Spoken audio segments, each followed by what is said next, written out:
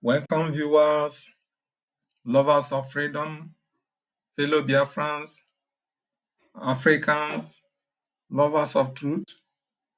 Welcome to our channel once again.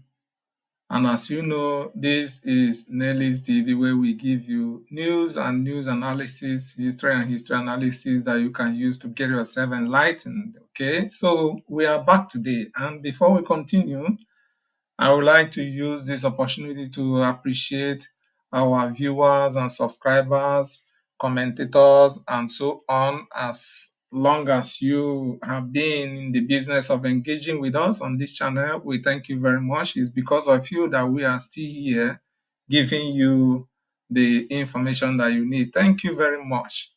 We are really very grateful to you. And for those of you who have not subscribed to our channel, please do well to subscribe in order to encourage us to continue to remain on this platform. Thank you very much once again and welcome. Today, we are going to be looking at certain things that people have been, getting very erroneously. It's no longer news that this young man you see here, Udubu Simon Ekpa Njoko, the Prime Minister of the Biafra Republic Government in Exile, has been corruptly and illegally sentenced to 6 years in prison by a Finnish court. Now, the issue here now is how people took this news on individual basis. Some have rejoiced, more especially those who have inclination with Nigeria, ranging from their corrupt criminal politicians. They have rejoiced so much that Ekpa has been sentenced to 6 years imprisonment.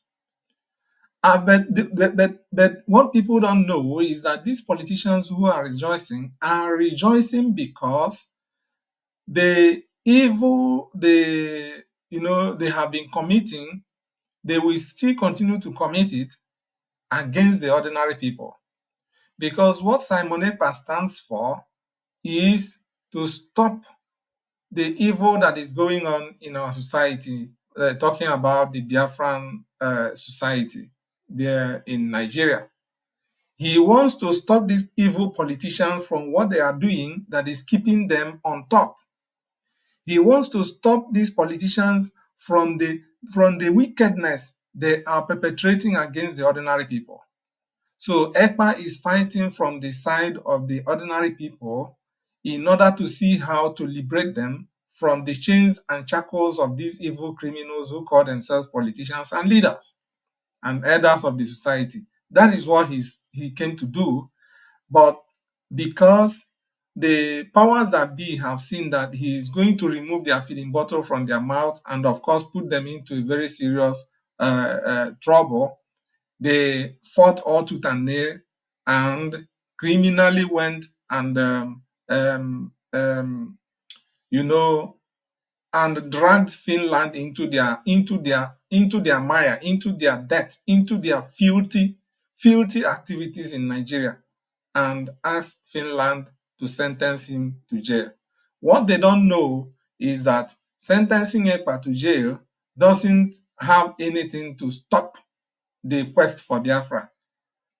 Of course, instead of stopping it, it is going to gather more momentum now, because there are thousands of Simon Ekpa there who were who have just been sitting idle, standing behind him, waiting for an opportunity for them to explode. And now is the time that they are going to explode. Nigeria has just committed another mistake after the one they did to Mazi Nnamdi Kanu. And that's how they will continue to mess themselves up and, of course, ridicule themselves in the international community. And now they have dragged Finland into their mess. They have dragged Finland into their corruption. They have dragged Finland into their nonsense, into their dirty sorry excuse me. They have dragged Finland into their dirty, useless politics with Britain. Now, Finland is a dirty country. because they decided to enter into a dirty deal with a dirty country, filthy country like Nigeria and Britain. That's how they will continue to rubbish themselves. And at the end, Biafra will still come. But you see, these politicians are not my problem. The people I have problem with are the ordinary people who don't understand the politics going on behind the scene, who think that Ekpa is their problem. Excuse me. Who, when the mainstream media tell them that hey, Ekpa is killing people, they quickly swallow it. The ordinary people who do not have anything to benefit from Nigeria, who don't know that these politicians are the ones, the primary beneficiaries of Nigeria, but they are just using the ordinary people as a stepping stone to stand and continue to be on top. You, the ordinary person, who would always come out to say, yes, Ekpa killed pregnant women. No evidence. Now I'm going to show you many evidence here. Perhaps it will open your brain to begin to understand the politics that are going on behind the scene against you. I would like to inform you, the ordinary person, rejoicing that Ekpa has been sentenced, that it is not about Ekpa, it is about you. What Finland has just done is that thing that people do, like if you want to enter a room or to enter a house and the door is locked and you don't have the key to open the door normally, you break the door. It is not about the door, it is about the room that you want to enter. It is not the door, it is the house that the person wants to enter. But the door is an impediment to him. So he has to take the door out of the way in order to enter the house. This is what criminals do when they want to break into somebody's house and there is a strong gate or a strong door. They destroy the gate or the door. It is not the door that is the issue. They didn't come there for the door. They came there for the property that is inside the house which they want to steal. Brethren, Biafrans, Igbos, wake up now and begin to use your head. The white man is over there using your head against you, and you are just buying into it foolishly, stupidly, idiotically. And you don't know that you are an idiot, a very useful idiot in their hands. They sing the chorus against your liberator, and you also join them to sing the same chorus. They take him out of the way, you rejoice. You don't know that they took him out of the way in order to get at you. I will show you things now. And I think I don't have to waste time about it. Let me begin to show you things that you need to know, that these criminals who call themselves whites, who call themselves Europeans, who call themselves Finland, who call themselves Britain, they don't mean well for you. They want to destroy you. That is why any mouth, any voice that speaks on your behalf, they take the voice out of the way. It is to be able to get at you, subdue you, suppress you, then milk your resources, and nobody speaks for you because your politicians are not going to speak on your behalf.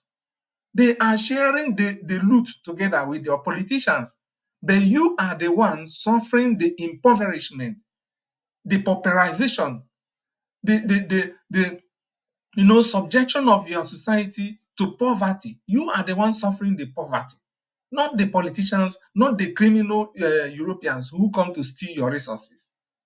But you are there rejoicing. Dr. Damages, they are there rejoicing.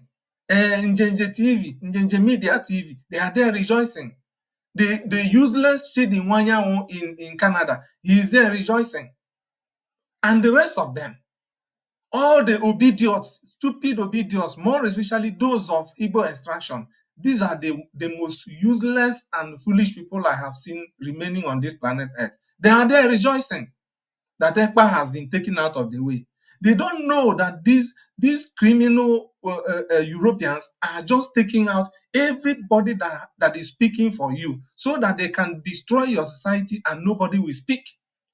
How many times have your politicians spoken for you when they came to your community, destroyed people's houses, arrested people indiscriminately, and disappeared them? How many of your politicians spoke for you? But the people who speak for you are Mazi Nnamdi Kanu and Mazi Simon Ekpa. They have taken both of them out of the way, and you are rejoicing. You are a very big idiot. A very big idiot for rejoicing that your enemy took your liberator out of the way in order to get at you, and nobody speaks for you. You are a very big fool. What the heck? When will we start using our brain? When? When, Igbos? When, Biafrans? When will we start using our brain? I mean, sometimes I sit down and begin to ask myself, are these people really human beings? Somebody wants to save you, and somebody comes and takes the person out of the way and uses lies and propaganda to demonize the person, and you swallow it, you accept it that he is your problem. Take him out of the way. Tomorrow, Fulani will invade your communities, and you begin to shout. And these same people who took Simon Ekpa out of the way will not come to your rescue. They will not, because they are working together with these Fulani terrorists in order to subdue you, chase you out of your community, take over your community, and begin to milk your resources. And nobody will speak. Useless people. You are there rejoicing that Ekpa has been sentenced. Wasn't Mandela sentenced to prison? Today, many of you in that useless Nigeria are worshiping and praising Mandela.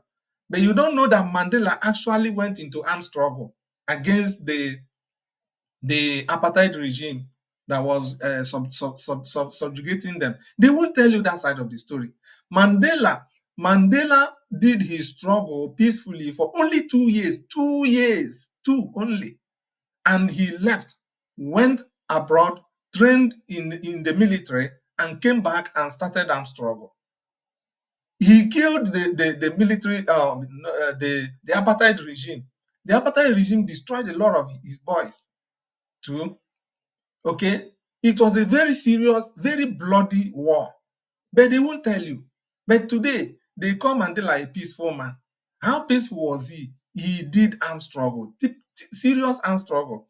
A lot of South African youths died in the course of fight for their freedom. Now, Mandela is your hero, but Ekpa is your demon. Is the demon that is demonizing and terrorizing our labor. Okay? That's how you people reason. You value other people's product more than your own. Mandela is your hero, but Ekpa is your problem. Mandela is your hero, but Mazi Nnamdi Kanu is your problem. Useless people. Ndisi, I don't know what is wrong with your brain. You don't value your own. Huh? Martin Luther King Jr. is your hero, but Ekpa is your problem. Tomorrow you tell me, hey, did Martin Luther carry gun? Is that so? So what did they charge Ekpa with? Is it not incitement? Did Ekpa carry gun? Martin Luther also incited people in the US. It's true they killed him, but today they worship him as a very renowned, world-renowned freedom fighter. But he committed a lot of incitement. You worship him today, but you don't know that he incited people a lot. What of Mahatma Gandhi? You will tell me that, hey, Mahatma Gandhi went through non-violent means. He is also, but did he not incite people? The same incitement they accused Ekpa of. Mahatma Gandhi incited people. Mahatma Gandhi instituted sit-at-home in India that lasted many years. Many. According to history, their sit-at-home lasted 20 whole years. 20 whole years. People don't read history. You don't read history. Mahatma Gandhi did sit at home for 20 years. Then some of you, George Washington is your hero. But Simon Ekpa, Mazi Nnamdi Kanu are the demons you see today. Who was George Washington? George Washington was that person who led revolution against the British oppressive regime that colonized the US. They killed the British government army, a lot of them. And the British government army also killed Washington's boys, a lot of them as well. It was bloody until they subdued the British regime and had their freedom. Today, George Washington is your hero, but Simon Ekpa is the terrorist, you know, right?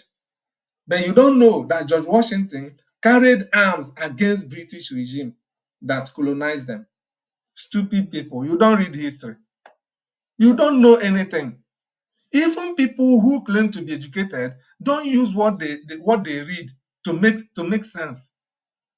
That is why I wonder what is wrong with the head of a black man.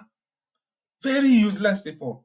Damages and co are there talking rubbish on space, talking rubbish on social media because they know how to speak useless English. Now, you have taken Simon Ekpa out of the way. How good is Nigeria? How better is Nigeria? Nigeria is collapsing by the day under the activities of terrorists. And I'm going to show you many things today to see that Simon Ekpa is not your problem, but your politicians are your problem. The same people who are calling Ekpa terrorists, they are the real terrorists. While Ekpa and Mazi Nnamdi Kanu are your liberators. You need to know that today and know peace. Let me show you one. Look at this man. This man you see here is called Audu Ogbe. He's a Nigerian politician. Audu Ogbe is a Nigerian politician. He has something to tell you here. How the white man manipulates the mind of Africans. And Africans continue to swallow the nonsense they feed them with, without thinking with their own brains. That is my problem. They feed you with the lies and propaganda that Ekpa is your problem. He's the terrorist. Mazi Nnamdi Kanu is your problem. He's the terrorist. Kick him out of the way, and you swallow it. You don't know they are looking for a way to get at you. One day, those real terrorists will come and kidnap you or kidnap your family members, and you begin to run helter-skelter. If care is not taken, somebody will lose his life. And the government, the so-called politicians who told you that Ekpa is your problem, will not save you. It is only the Biafra Liberation Army that saves people from the hands of these terrorist Fulani herdsmen. Nonsense. Listen to Audu Ogbe. The tragedy of Nigeria began in 1986. Yeah. When we did the structural adjustment program. And who was in government then? It was the criminal Babangida, 1986. Listen to what the white man told Babangida to do, and he did it. That put Nigeria into this economic mess they are today. Listen. When we were persuaded to devalue our currency every week for 32 years.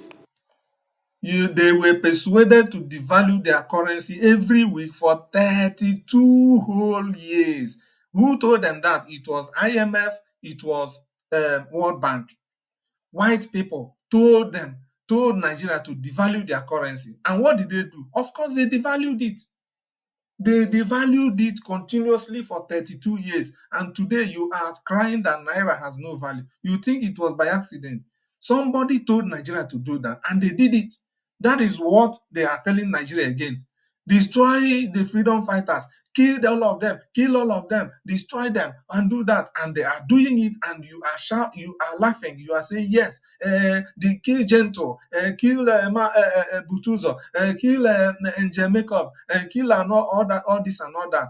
People who have come to liberate you, you are telling Nigerian army to go and buy them. And you think you are intelligent. You don't know that you are very stupid and foolish. This is what Britain is telling Nigeria to do. And Nigeria is doing it, and you are rejoicing. You don't know that after taking all these men out of the way, they will get at you and rubbish you, and nobody will speak on your behalf. That is their target. But you know what? They came late. They cannot touch our liberation army. All right? If they go there, of course, the ones they went there for, the ones they went there, did they find it easy? Did they return? All of them and their equipment went there. When I went to school, and many of you are here, the Naira was $1.50. Did you get that? Naira was $1.50 only. But today, what is a dollar? 1 naira was $1.50. Do you know what it means? It means that if you have naira, you will get more dollars. Naira had more value than dollar. You think it's a joke? It is true. But today, how much is $1? If you have $1, you will carry as much as more than 1,700 naira today. Who did that? Our stupid leaders listened to the white man and devalued their currency. Yeye people. Tomorrow you say that Simon Ekpa and Mazi Nnamdi Kanu is your problem. The naira was almost £1 sterling. They came here, persuaded some brilliant men from Harvard, and They took some intelligent people from Harvard to come and speak accent English. You know, our people are so stupid, if they see somebody who speaks good English, they think the person is intelligent. Listen. World Bank, that weekly devaluation was wonderful. 30 That they told the Nigerian leaders that weekly devaluation of your currency is wonderful. And they accepted. Stupid people, idiots accepted. Tomorrow they call themselves leaders. Where is Babangida today? Babangida is now regretting what he did in the past. That was how he wrote a book and also told the whole world that the evil propaganda propagated by the same Britain, that the first military coup in Nigeria was Igbo coup, that it was a lie, that it wasn't Igbo coup. So these people have been garbaging out propaganda against you, an Igbo person. And each time they garbage it, you swallow it. Today, they have garbaged out another one that Simon Ekpa, Mazi Nnamdi Kanu are the terrorists in Igbo land, and you are swallowing it. One day, the truth will come out, just as what do you call him? Babangida has come out to spill out the truth that coup was not Igbo coup. But for many years, many decades, BBC has pushed out this nonsense, and all of you swallowed it because you don't read, you don't reason also. Your brain is for fancy. Nonsense. Listen. 2 years of devaluing your currency until we hit 527. Okay. And they were still telling us that the naira was still overvalued. 527. That means $1 equivalent to 527. And they were still telling Nigeria that their naira was still overvalued. Can you imagine? Somebody is killing you to your face and you are accepting what he's doing. Is that not a high-level foolishness that is outside this world? That brought poverty, misery upon us. Then interest rates went to 30%. So nobody could build a factory, start a farm, produce anything, or create jobs. Because every time you bring in a shipload of rice, you also bring in a shipload of unemployment. Because you are transferring your wealth to sustain other economies. Somehow, Nigerians didn't notice it. So we became a nation of Why would they notice it? Because they don't think, they don't reason. Each year it cost us $18 million. Importing toothpicks. Tomato pays $400 million. So you talked about tomatoes now. One basket in town now is less than 2,000 naira. The farmers are losing money because the processors don't have enough funds to set up factories. Okay. So you see that they were telling Nigerians, continue devaluing. Your currency is too overvalued. Continue to devalue, and they continue to devalue it. They use their own hands to kill themselves. And today, there is poverty, there is food insecurity, there is hardship, and our currency is now useless. And they are busy pursuing Bureau de change operators as their problem. They have devalued it by themselves. White man tells you something and you just swallow it and do it. You are an idiot. You are a very big fool. That's what we cannot accept in Biafra. So if you are a Biafran and whatever they tell you out there, you just swallow it, you are a very big idiot. You are not qualified to be a Biafran. This is what is going on. This is exactly what is going on. Okay, now, how true is it that this Odogu here is your problem in the Southeast? How true is it? We are going to start seeing them one by one. Look at this. Look at this publication. This thing was published in the business day of August 2nd, 2022. And who is this man you see here? This man you see here is called Kau Baraje. Look at the name, Kau Baraje. Who is Kau Baraje? He's still alive. Oh. This man is still alive. Kau Baraje is a chieftain of APC. He was one of those who formed APC in 2014 or 20, whenever they formed the rubbish, the criminal and terrorist organization they call APC. Kau Baraje was once the national secretary of APC. This man you see here. It was during his, was his 70th birthday or so, that he made this statement. He said, how we brought in Fulani militias from Mali, Sierra Leone, Senegal, others to win 2015 election. Kau Baraje said it, an APC man. Now, when Canada told you that APC and PDP are terrorist organizations in Nigeria, you think they were joking. You think they don't know all this history. They know. It is only you, that the politicians are using their head to drink garri, that don't know. You don't know what these people are doing. Everything they tell you, you swallow. Mazi Nnamdi Kanu is your problem. Mazi Ekpa is your problem. But these are the terrorists. Look at them. They deliberately brought terrorists into Nigeria from where? Mali, Sierra Leone, Senegal, and others to win 2015 election. And who are these terrorists? Look at the name. Fulani. Fulani. Today, if you just mention Fulani herdsmen, you say, no, don't put Fulani there. Just say herdsmen. And they are buying the rubbish. Just say herdsmen. Who else are herdsmen in Nigeria? Is it not Fulani people? They brought them. Why did they bring them? They brought them so that if for any reason Jonathan wins election, these terrorists will make his government unbearable for him. But Jonathan is a gentleman. When they declared him the loser, which of course he didn't lose, he simply left and said, look, my political ambition is not as valuable as the life of one Nigerian. And he left. So these terrorists they brought had no job to do again. And they were already in Nigeria. They were already stationed in different forests and bushes. So when they waited for the go-ahead order and there was nothing, they said, okay, so you just brought us here, then you are going to settle us. How many of you remember when Nigeria gave Mieti Allah cattle breeders, 100 billion naira? How many of you remember? Because many of you have short memory. It was to settle these criminals because they were demanding settlement since they were brought there and nothing had been done. So Nigeria gave them 100 billion naira. Yet they said they were not leaving, that they will stay back and they must be given a place to live in Nigeria. All right? So just for you to know where your problem started, it wasn't Ekpa, it wasn't Nnamdi Kanu. Rather, these men came to save you because they saw the evil that these people brought upon you. It will soon start consuming you if you don't take your time.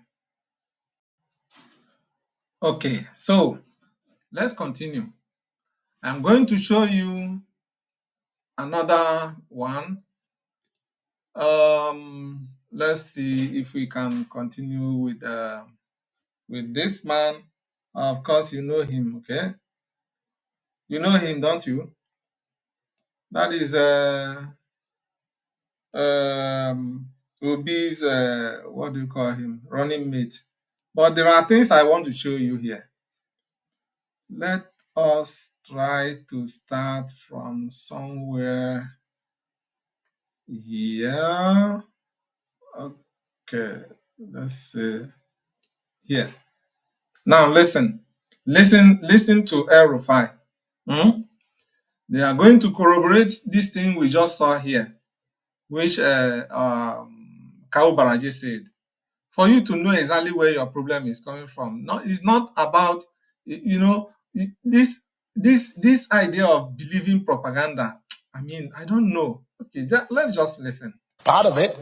Many states are objecting to that, but that is a policy. Now, take a listen to him.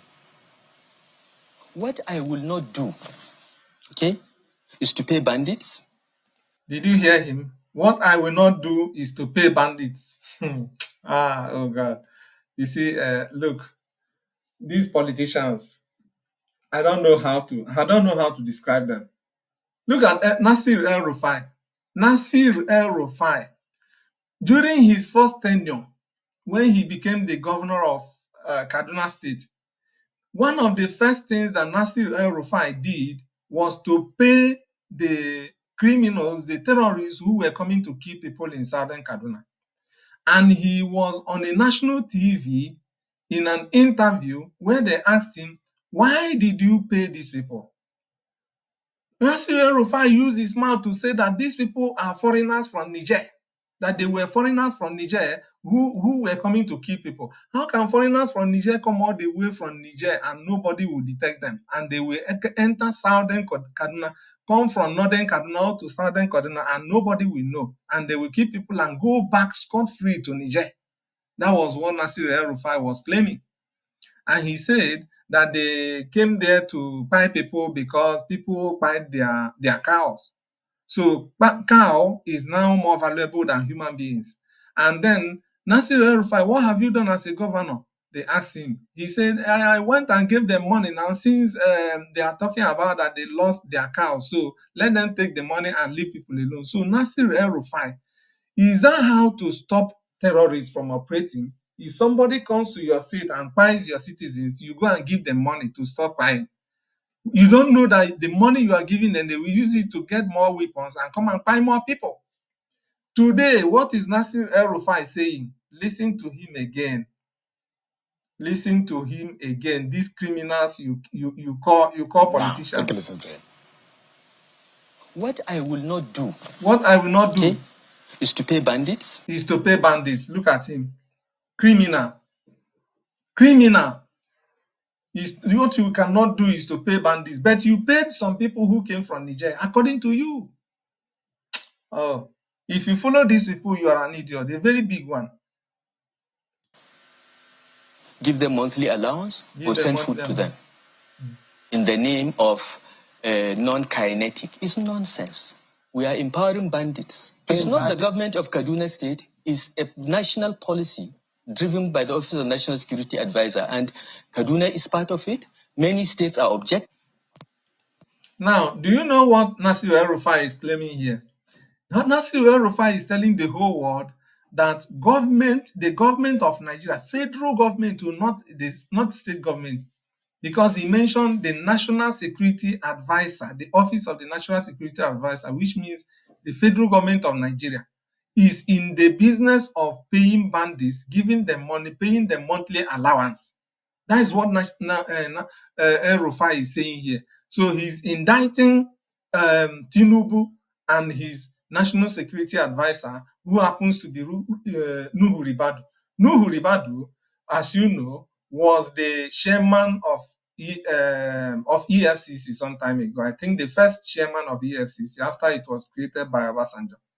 Nuhu Ribadu is today the national security advisor to Tinubu, the so-called president of Nigeria. And Nasir El Rufai is telling you he's also a fellow criminal. He knows what they do behind the scenes. So what he's saying here is not a lie. They pay bandits. But tomorrow they will come and shout to you, hey, the bandits that are terrorizing Southeast is Simon Ekpa and Mazi Nnamdi Kanu. But people who have been kidnapped by these bandits came out to tell the whole world that those people who kidnapped them were Fulani. But criminal politicians will come and shout at you, hey, Ekpa and Nnamdi Kanu, and you swallow it. Stupid people. Listen to what El Rufai is telling you here.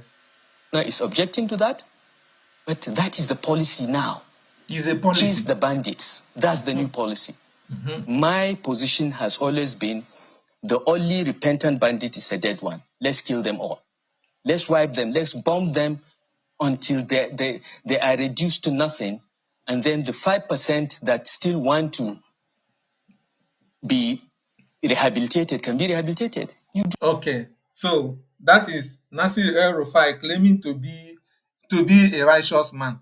We are going to move a bit forward because I can't play all these things minute by minute. Now, Dati Baba Ahmed now is here on the hot seat. Listen to what he has to say. Is at the core of Nigeria being Nigeria having a government. Do we really have a government Listen, oh. if somebody who sold Nigeria's assets for 4 years at BPE, served as FCT minister for 4 years, and served as governor, would say that there's a national policy of paying bandits? Do we have a government? Am I a citizen? Are you a citizen? Does Nigeria exist? Or do a pack of people live in a certain territory with another group of people claiming to misrule them? Come. Oh my goodness. Now listen. Did you hear the pertinent questions this man is asking here? Nasir El-Rufai served as the minister of FCT. Nasir El-Rufai served as a two-time governor. And today he's telling you that Nigeria is paying bandits. So Baba Ahmed is asking, hey, and nothing has happened. Nigeria has not done anything about what Nasir El-Rufai said. So is El-Rufai saying the truth or telling a lie here? That's what Dati is asking. How can somebody level this amount of heavy allegation against the federal government of Nigeria and they can't even cough? The only thing the National Security Advisor did was to come out and clear his name. Nothing like that is happening. Is that enough? If this thing was said by an Igbo man, no matter how highly placed the person is in the political terrain of Nigeria, that Igbo man would have been behind bars. He would have been in the DSS dungeon. But their fellow criminals said it, and nothing is happening. El-Rufai is still free, walking about freely. So that is surprise. How can this type of thing happen in a country and nothing is happening? Do we really have a country? Oh God. Natty, good morning, sir. You're just waking up, right? To realize that you don't have a country. That place, we have said this several times, Nigeria is not a country. It is a criminal enterprise created by Britain for her business interest. So if you continue to wallow in the ignorance of I am a Nigerian, a new Nigeria is possible, like the obidiots. You are a very big idiot. You are a very big fool. It means you don't know anything. That place is not a country. How can a country function like this? Paying bandits, but they cannot pay their civil servants. If you know the amount they are paying these bandits, it's not kobo. They are paying billions of naira every month, but they have no money to pay the salaries of their and allowances of their civil servants. Useless country. Which other country functions like that? I just don't understand. And the obedience are very busy gallivanting that the new Nigeria is possible with this kind of rot. Listen to Dati. Do we have a government? Do we have a nation? Okay. What are we doing? Are people understanding the gravity of this statement? Do we even have an office of a national security advisor? A national policy is official position of government, an official declaration that this is what we shall be constitutionally doing, what we shall be legally pursuing. That's what we call a national policy. It is made public. Okay. Let's go on from there because I don't want to play everything. It's a long one. Now, let's move forward and then you hear something more. All right? Listen. National policy now in the office of the National Security Advisor is pay bandits monthly. El-Rufai has said it and nobody is disputing it. Okay? Now, continue to listen. You remember. Now, what I'm about to say and my arguments are that insecurity is part of APC. Did you hear that? Maybe you didn't hear it clearly. Listen up. About to say and my arguments are that insecurity is part of APC. Did you hear that now? Insecurity is part of what? APC. Now, when Canada said that APC is a terrorist organization, do you now understand clearly? I showed you one which Kau Baraje and a stalwart of APC, a very big weight in APC, said. Today, Baba Ahmed is also saying it. So it is not only Canadian court, it is known. These are criminals, terrorists who constituted themselves into a political party. But it is a criminal, is a terrorist organization. APC, insecurity is, listen to him again. Insecurity has been APC's way of getting power. Okay. Insecurity has been part of APC's way of staying in power. Okay. Is that fact or just your opinion? That is my candid, firm opinion that is being strengthened by the kind of unfortunate comments like that of Nasiru. Okay, now let's move forward because I will not take all the time.